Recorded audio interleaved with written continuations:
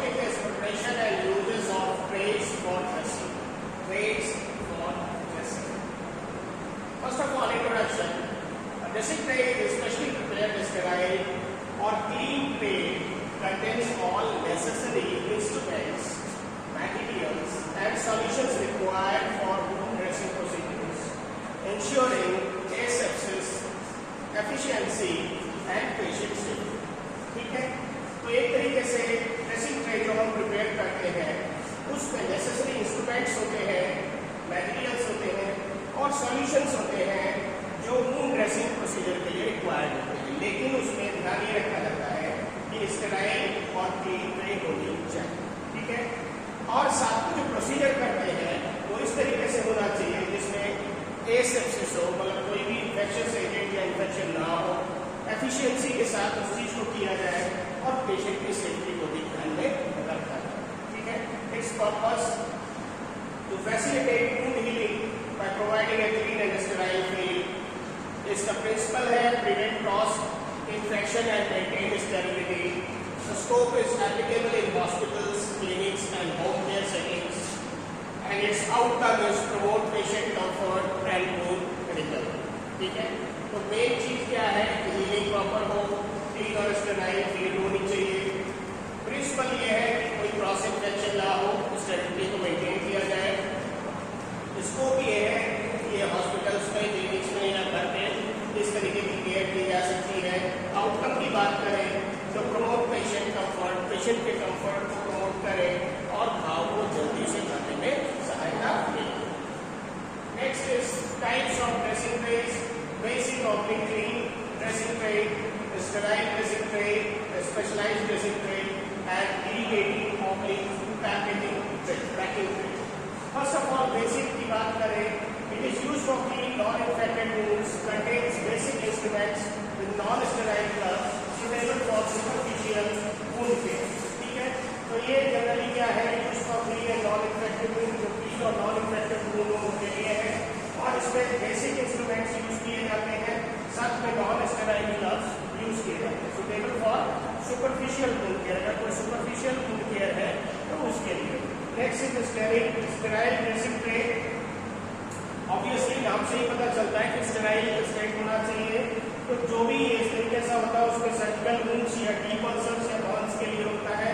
इसमें all types are sterilised, जितने भी आइटम्स है, sorry all items are sterilised, जितने भी इसमें आइटम्स यूज होते हैं वो सारे स्टेरिलाइज होने चाहिए और साथ में strict aseptic technique throughout procedure maintain होना चाहिए। स्पेशलाइज्ड ड्रेसिंग ट्रे की बात करें for specific wounds like burns, colostomy, petostomy, suture removal, इन सारी चीजों में स्पेशलाइज्ड ड्रेसिंग ट्रे होती है।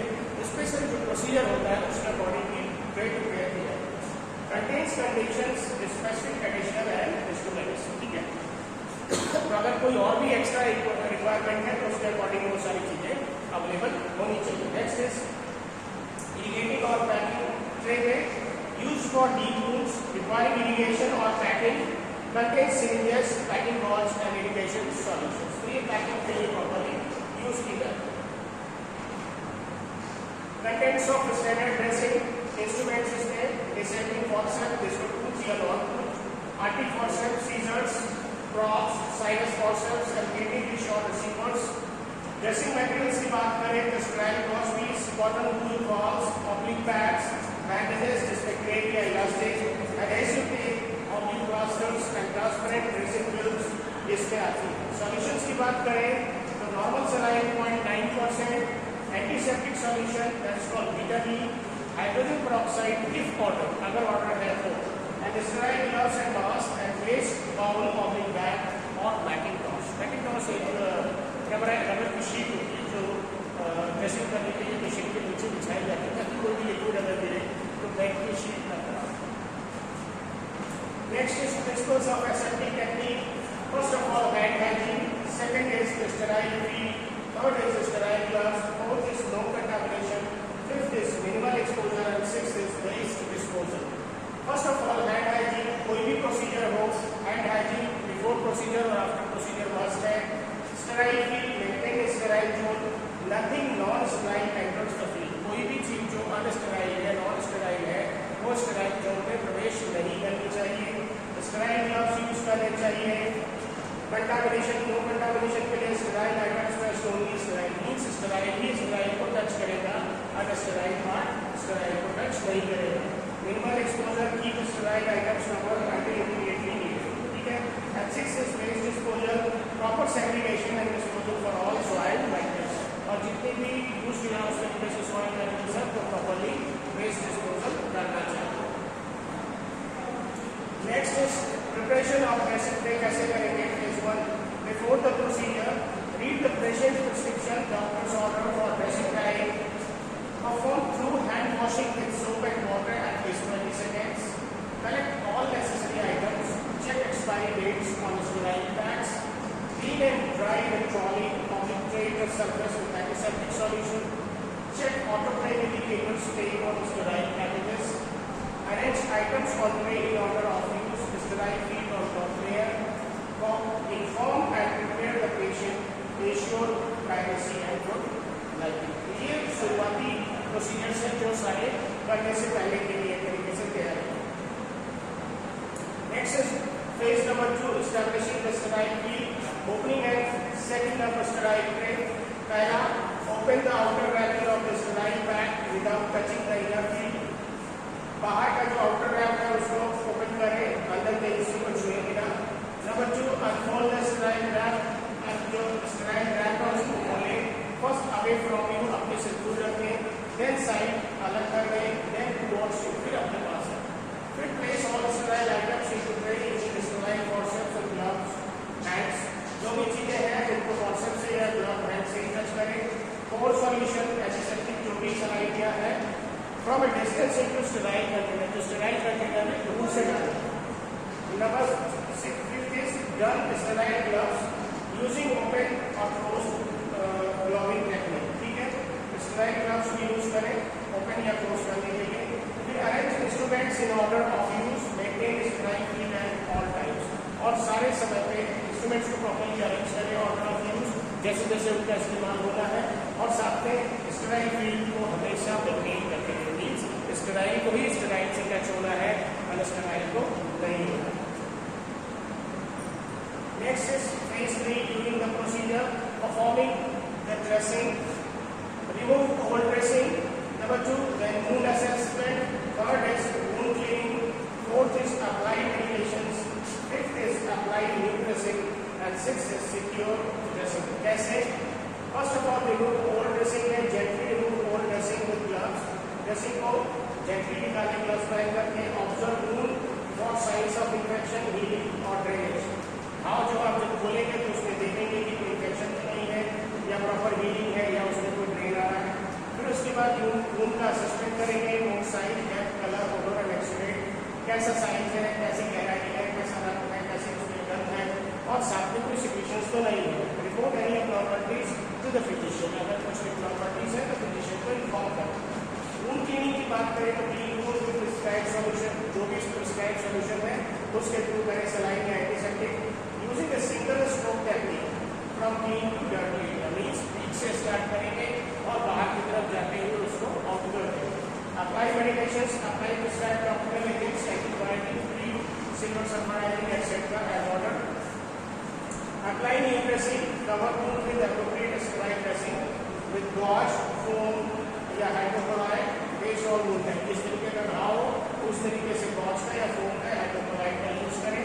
सिक्योर ड्रेसिंग की बात करें तो सिक्योर फॉर्मली टेप, बैंडेज और स्टैबिंग विदाउट रेस्ट्रिक्टिंग सर्कुलेशन। उसके बाद ड्रेसिंग को सिक्योर करने के लिए आप टेप का यूज कर सकते हैं, बैंडेज का यूज कर सकते हैं, या स्टैबिंग कर सकते हैं विदाउट रेस्ट्रिक्टिंग सर्कुलेशन। सर्कुलेशन को बिना नुकसान पहुंचाए आप स्टैबिंग नहीं कर सकते। Next is after the procedure, that is phase 4, completion and documentation. After the procedure, waste disposal, training, decontamination, hand hygiene, then documentation, then patient education, and फिर re-stocking. दोबारा से स्टॉक को मेंटेन करना, मतलब पहले जो भी चीजें निकली है उसको वेस्ट को डिस्पोज करें, ट्रे जो है उसको डीकंटामिनेट करें, मीन्स फिर से डिसइंफेक्टेंट यूज करके उसको डीकंटामिनेट करें, हैंड को हाइजीन करें, फिर से वॉश करें, डॉक्यूमेंटेशन करें सारे प्रोसीजर्स को, पेशेंट को गाइड करें उस इन्फेक्शन और उस वुंड और उसकी ड्रेसिंग के रिलेशन में, और साथ में जो भी पैटर्न यूज हुआ इन्फेक्शन कंट्रोल एंड प्रिकॉशंस की बात करें, डूज एंड डोंट्स की, क्या पहले डूज है? Always wash hands before and after dressing, use sterile glass for sterile dressing, check expiry of all sterile supplies, clean from wound centre outward, properly segregate and disposal of waste, document all findings accurately and maintain a safe, adequate sterile food. That is very very important. Don'ts पे क्या नहीं करना है? Never reach across the sterile field. जो भी sterile field हो उस तक पहुंचना नहीं है। अगर आप sterile में आपकी कोई भी procedural ऐसा abnormality create होती है जिसकी वजह से sterile uncertainty आपकी reduce होती है। Do not reuse single-use dressing items. Never leave wound exposed unnecessarily. कभी भी घाव को बिना बात के खोल के नहीं रखना है। Do not talk, cough or sneeze towards sterile field. कभी भी जो घाव है उसके ऊपर बात नहीं करना है, खांसना नहीं है, छींकना नहीं है उस sterile field के ऊपर। Never use expired sterile supplies. अगर कोई expired sterile supplies है तो उनको यूज ना करें। Do not perform dressing in an unclean environment. अगर कोई unclean environment है तो उसमें भी dressing को ना करें। Avoid contaminating a sterile item once opened. अगर कोई ओपन किया हुआ चीज कंटामिनेट हो गया है तो उसको फिर यूज ना करें। Next is wound assessment during dressing.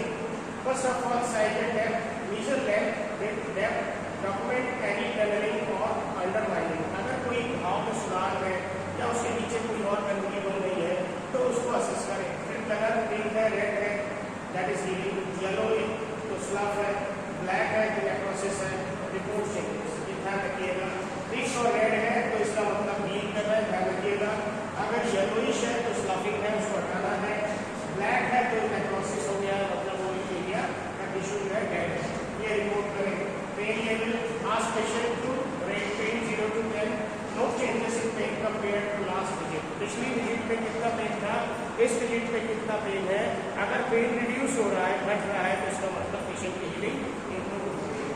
Ages and margins की बात करें, चेक फॉर रोल्ड एजेस, लैसेरेशंस और underlining around wound.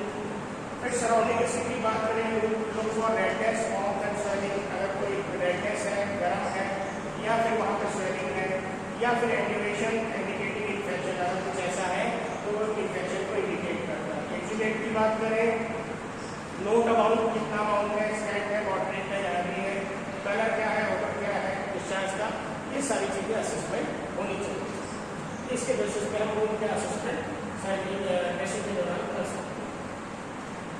Next is complications and special consideration की बात करें,